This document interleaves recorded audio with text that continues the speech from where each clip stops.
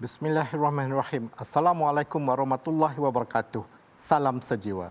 Saya Dr. Hazli Zakaria, pakar psikiatri anda di Jiwa musim kedua. Alhamdulillah bertemu kita kembali di episod keempat. Saya masih lagi teringat diterjah oleh Haziq, tetamu kita pada episod lepas. Dan kita pasti terkesan dengan perkongsian beliau. Dan harapnya kita dapat menambah ilmu tentang self-harm dari segi pandang psikologi dan juga dari pandangan agama.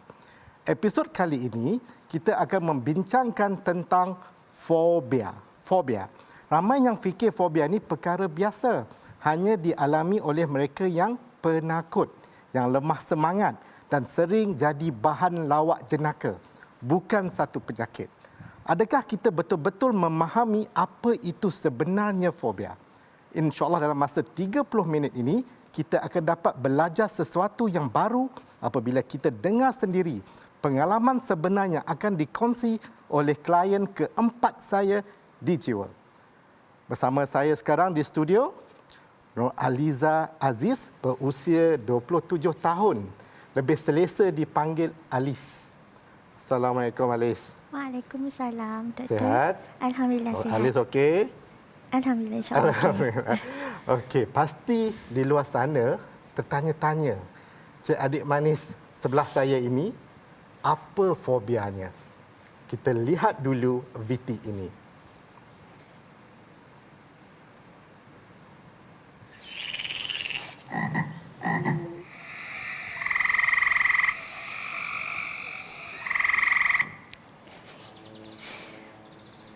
Doktor, tak boleh.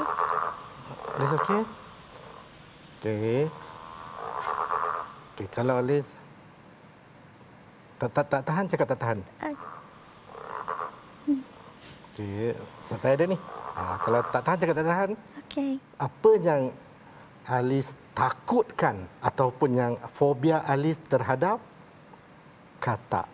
Alis, terima kasih banyak-banyak kerana setuju dengan permintaan produser Jiwa untuk menayangkan VT tersebut. Itu baru dengar suara katak, nampak katak. Kalau sebenarnya, kalau ada katak di depan Alis sekarang, apa yang akan berlaku pada diri Alis? Ada tindakan refleks luar kawalan. Refleks di luar kawalan, maksudnya apa? Alis akan menjerit, Melompat, shaking dan badan akan menggeletar. Jadi nampak katak, Alis lompat macam katak? Tak. Tak, gurau saja. Maknanya jadi dalam keadaan yang amat takut. Ya. Dan selalunya menjerit tu sampai berapa lama? Ikut pada situasi. Ikut pada situasi. Kalau waktu tu rasa terlalu takut, akan lamalah tindakan tu. Dan waktu tu, kalau dari segi tahap ketidakselesaan kan, kalau kosong tu tak ada apa-apalah. Kalau 10 tu paling teruk yang Alis rasakan, berapa skor Alis bagi? 10. Nasib baik tak cakap 11. Sebab boleh jadi 11 juga kan? Boleh. Okey, Alis boleh cerita tak kepada saya dan penonton yang dengar juga, bila yang Alis ingatlah yang mula sekali yang buatkan Alis takut sangat dengan katak ni, apa yang berlaku? Zaman kanak-kanak Alis, ada situasi seseorang letakkan binatang tersebut pada kulit tubuh Alis, iaitu dekat bahu. Dan waktu tu Alis terpandang dekat apa yang ada dekat badan Alis tu, and then Alis terus ada refleks diri yang melompat, menjerit dan badan menggigil masa tu. Itulah permulaannya, di mana Alis mengalami ketakutan yang amat sangat, yang mulalah episod menjerit, melompat dan macam apa yang Alis alami bila berhadapan dengan katak. Okey, dan ada tak apa yang berlaku bila orang tahu yang Alis takut dengan katak ni, apa yang berlaku selepas tu? jadi bahan gurauan, Bahan gurauan. bahan zakat. Boleh Alis bagi contoh tak? Apa yang berlaku pada Alis? Contoh situasi binatang tersebut ada dekat longkang dan kemudian ada seseorang tu ambil binatang tu dan dia bawa dekat Alis dengan cara bergurau lah. Dengan cara bergurau. Sambil ketawa, kata takut tak? Takut kan benda ni ya. Lepas tu Alis pasti akan menjerit dan melompat. Waktu tu Alis dah nampak dulu benda tu jadi tindakan refleks Alis adalah menjerit dan minta tolong alihkan benda tu daripada pandangan. Tapi semua orang ketawa. Semua orang ketawa, anggap benda tu macam benda kecil je, Macam tak ada benda apa kecil pun, je. comel lah macam tu. Comel bagi Alis tak. Bagi Alis tu ketakutan paling terbesar. I see. Jadi maksudnya macam orang tak percaya dan dia macam terus cuba ambil itu sebagai bahan untuk menyakat ataupun bergurau dengan Alis. Walaupun selalunya reaksinya di luar jangkaan. Sampai ada tak Alis sampai tahap yang Alis mengelak daripada pergi ke tempat tertentu ke ataupun berhadapan dengan tertentu disebabkan takut, fobia dengan kata ni? Ada. Apa dia tu? Contoh waktu lepas hujan, Alis akan elak daripada rumput-rumput yang basah, ruang yang gelap, laluan longkang. Tu Alis cuba elakkan lah. Alis, kalau aliran sains kena bedah katak, adakah sebab itu Alis tidak ambil aliran sains? Ya, betul. Itu salah satu faktor. Salah satu faktor. Sebab alhamdulillah keputusan PMR baik. Ada juga cikgu waktu tingkatan 3 dia tanya, keputusan bagus, kenapa tak lanjut dekat aliran sains? Saya cakap, maaf cikgu, saya tak boleh. Alis, kalau Alis tengok katak tu kan, selalunya apa datang dalam fikiran Alis? Benda tu menakutkan. Menakutkan. Minta maaf ya, saya nak tunjuk katak. Apa yang Alis fikirkan sekarang? Alis takut. Takut. Tak dapat nak gambarkan apa-apa. Fikiran macam tak ada apa tapi takut saja. Ya. Okey, Alis.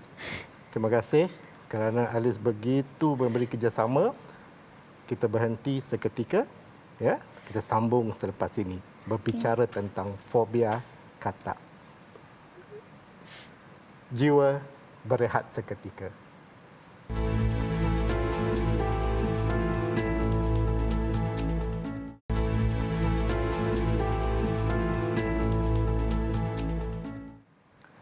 Alhamdulillah, kita kembali dalam jiwa. Saya ingin ingatkan sekali lagi ya, pihak jiwa sudah meminta kebenaran daripada Alis sebelum kita membuat aktiviti yang kita buat dalam segmen sebelum ini. Untuk Alis betul-betul mahu menjelaskan, menunjukkan betapa teruknya kesan fobia itu. Jadi biar saya jelaskan, fobia bukan sekadar takut. Fobia itu takut yang teramat, yang berlebihan dan kita tak faham kenapa takut itu datang. Jadi kita tidak boleh samakan pengalaman yang mereka alami dengan diri kita. Dan mereka ini akan sentiasa mengalami yang kita panggil hampir macam panic attack itu, yang membuatkan mereka tak dapat kawal kelakuan mereka pada waktu itu. Dan mereka akan cuba sedaya upaya lari ataupun menghindarkan daripada berhadapan dengan benda yang mereka takutkan itu. Fobia boleh jadi spesifik kepada objek, benda, binatang, tempat, situasi dan juga boleh ada kaitannya dengan trauma. Jadi apa perbezaan antara fobia dan trauma? Kita tahu trauma boleh menyebabkan seseorang itu mendapat fobia. Tetapi trauma itu keadaannya berbeza sedikit kerana Selalunya mereka itu akan berhadapan dengan situasi yang mengancam nyawa ataupun menyebabkan kecederaan yang berlaku pada diri ataupun kecederaan emosi dan psikologi.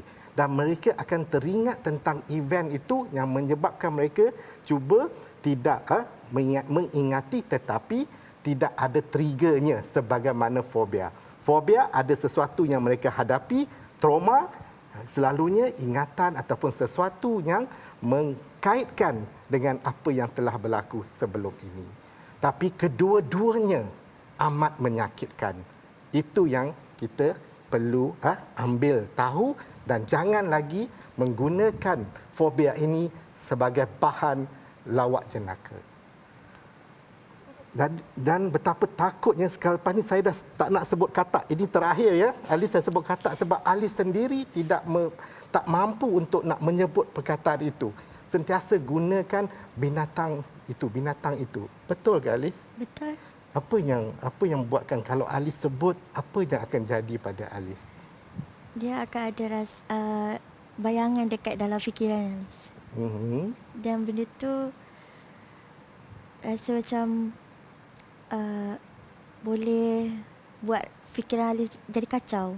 Jadi Okey, Alice, boleh saya tahu tak apa yang mendorong Alice untuk mendapatkan rawatan? Walaupun orang sekeliling kata benda ini adalah simple saja, biasa saja, apakah yang mendorong ke arah itu?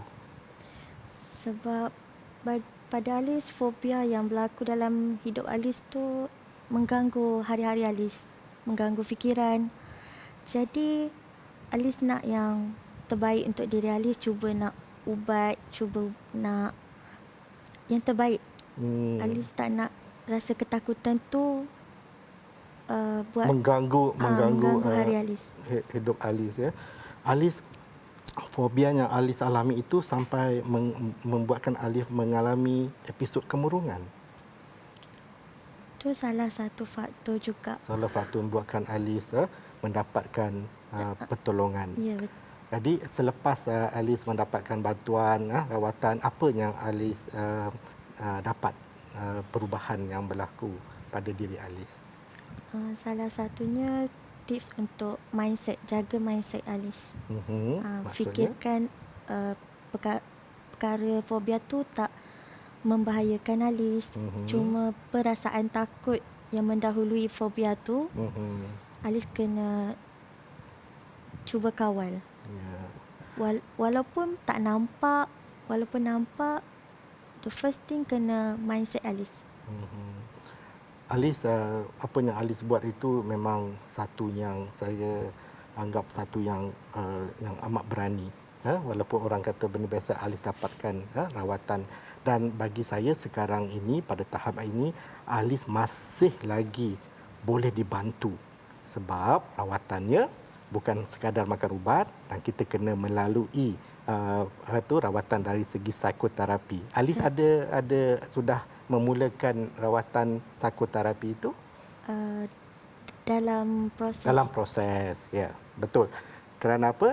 Terutamanya bila kita mengalami fobia, satu rawatan yang berkesan adalah melalui cognitive behavioral therapy, yang mana kita panggil konsep yang kita perlahan-lahan dedahkan orang itu kepada apa yang mereka takutkan fobia itu, dan kita bantu cara mereka untuk kawal bagaimana untuk mengurangkan rasa takut refleks tadi itu kan. Kita bantu ada cara-cara dia, dan itu yang perlu dibuat. Maksudnya dia ada rawatan dari segi psikoterapi, rawatan ubat juga, dan kita pun kena dapatkan kekuatan dan sokongan. Kalau orang sekeliling faham dan tidak ambil kesempatan dan tidak anggap benda ini benda simple kan, itu pun sudah membantu kan? Ya, betul. Apa nasihat ataupun bukan apa yang Alice harapkan pada pejuang-pejuang fobia ini, kepada mereka apa yang Alice mahu sampaikan, dan kepada mereka orang sekeliling apa nasihat untuk mereka? Okey, pada semua survivor fobia, Alice harap kita semua kuat untuk dapatkan rawatan-rawatan yang terbaik untuk kita teruskan hidup, untuk dapatkan Apa yang kita yang termampu kan. Ya. Maksudnya setiap orang ada dia punya potensi, jangan biarkan ini menghalang. Jadi diri seorang itu capai dia punya full potensi. Sebab Alice banyak potensinya. Walaupun ada benda ni, PMR result bagus, SPM result bagus. Betul tak? Tetapi tengok kesannya kan, sampaikan Alice tidak memilih aliran sains walaupun result PMR-nya amat bagus. Itu adalah bahana fobia kan, Alice? Okey, Alice. Kita nak tanya Alice satu benda yang satulah Alice kata apa nasihat yang selalu Alice dapat ataupun kata-kata yang Alice selalu dapat bila Alice berkongsi masalah ini dengan orang sekeliling. tak ada apa pun. Benda tu biasa je. Comel. Comel. Jadi apa perasaan Alice bila mendengar kata-kata tersebut? Rasa nak marah. Rasa nak marah. sedih sebab Sedih. tak faham keadaan fobia. Sebab diorang anggap haiwan tu benda biasa, kecil daripada kita yang manusia yang besar. Jadi kita tak boleh nak takut teruk dekat binatang tu. Binatang tu tak buat apa-apa pun. Tapi fobia kita yang buat kita rasa macam tu. Betul. Bukan kehendak kita. Betul. Dan ada tak antara mereka itu yang faham apa yang Alice alami? Ada. Ada. Dan apa yang Alice nak cakap pada diorang? Terima kasih sangat-sangat sebab bantu Alice untuk stabilkan emosi bila berlaku situasi Alice berhadapan dengan binatang fobia. Alice hargai sangat. Alice, selepas ini ramai orang di sana akan berterima kasih dekat Alice kerana berani untuk melihatkan pengalaman sebenar. Jadi Alice dah jadi hero tau ataupun heroin dah ni untuk ramai orang di luar sana. Jadi terima kasih sangat-sangat. Jiwa berhenti seketika.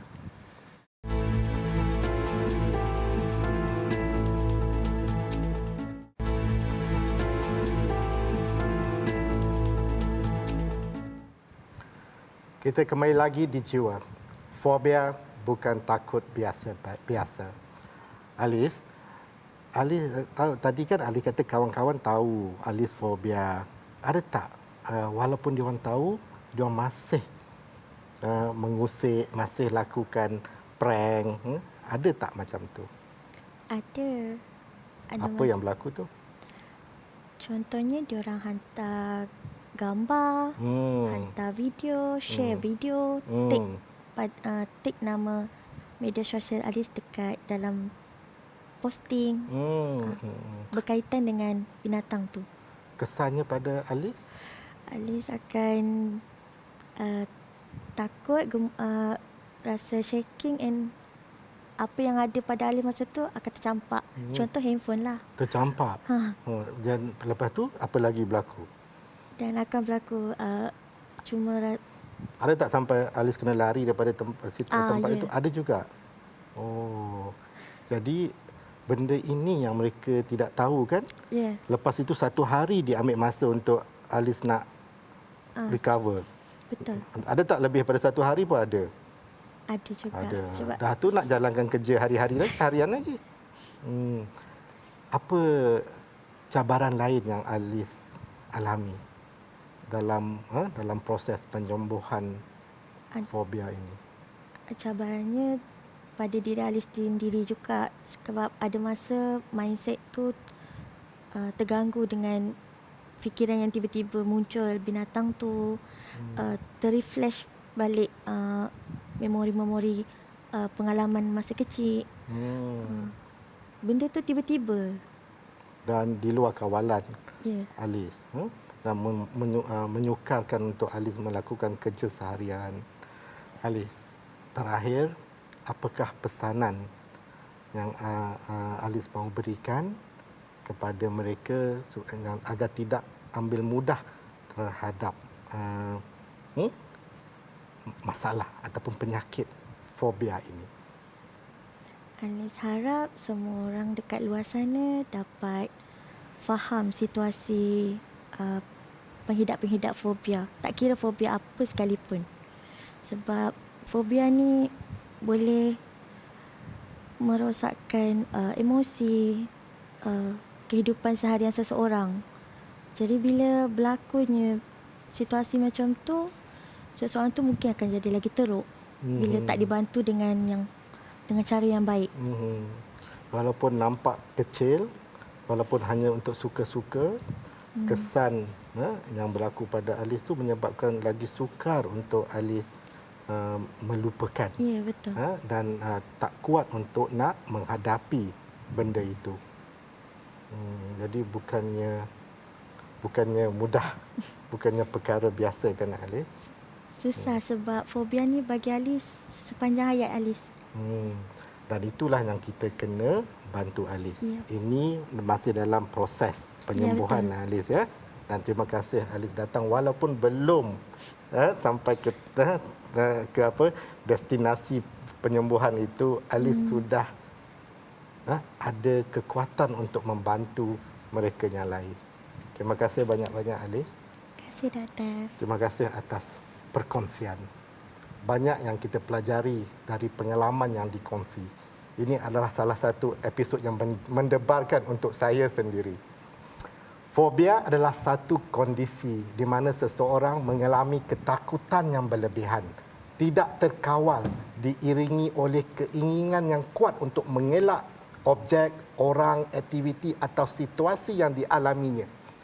Rumusan untuk minggu yang keempat ini, fobia bukan sekadar takut biasa, perasaan yang sukar digambar, tidak mampu dikawal. Fobia ada berbagai jenis, spesifik pada sesuatu atau dalam keadaan tertentu, juga pada trauma masa lalu. Fobia selalu dijadikan usikan oleh keluarga dan taulan. Tanpa kita sedari, kesannya seperti rasa nak lari, takutnya macam nak mati. Fobia bukan bahan jenaka, bahananya boleh merana. InsyaAllah kita akan berjumpa lagi pada minggu hadapan di episod yang seterusnya pada hari yang sama, waktu yang sama.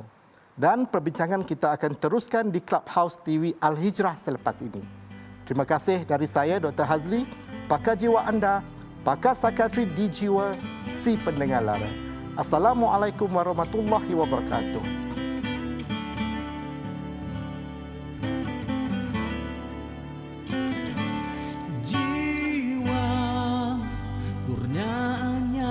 Maha Esa, tak siapa yang mengerti isi hati lubuk ini.